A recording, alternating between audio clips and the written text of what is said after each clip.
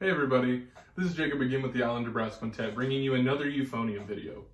Now, we've covered on how to hold the instrument, we covered what the Euphonium is, but the one thing that I get asked almost as much as how to hold the instrument is the range of the Euphonium, or baritone. Now, with most brass instruments, the range is dependent on the player. Your range as a 6th, 7th, or 8th grader will not be the same as my range or another professional player's range. It is all dependent on how much you practice and just the time that you spend on the instrument. For me, as a tuba player, I can always hit those really low notes.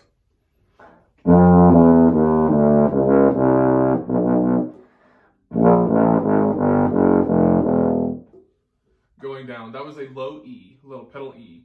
Now, this isn't just a low instrument. You know, we hear low brass and we think you can only play low. And actually, it's quite the contrary with euphonium, as most of the time you're above the staff, quite up there actually, or even sometimes in the treble clef. Just a little example of how high the euphonium get.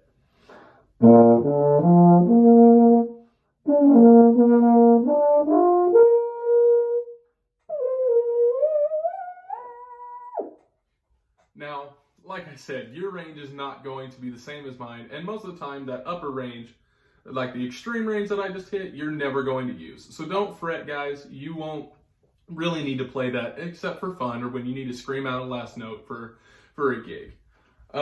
So most of the time, your range is going to be from about the G at the bottom of the bass clef, which, may be a little low for you. It may be, you may be able to hit it just fine. It's all dependent on you.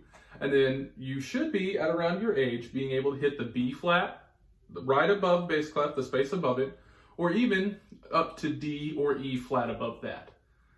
We refer to these as numbers, so you should be hitting B flat 3 or D 4, E flat 4, and then going down to G2. At your age, that seems to be a good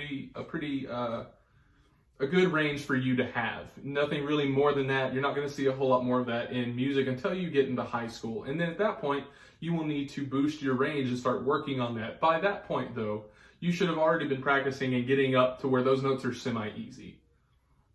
Thank you so much for tuning in. Let me know in the comments if you have any more questions about the euphonium, and I'll be sure to get more videos out for you. Thank you guys. Have a good one.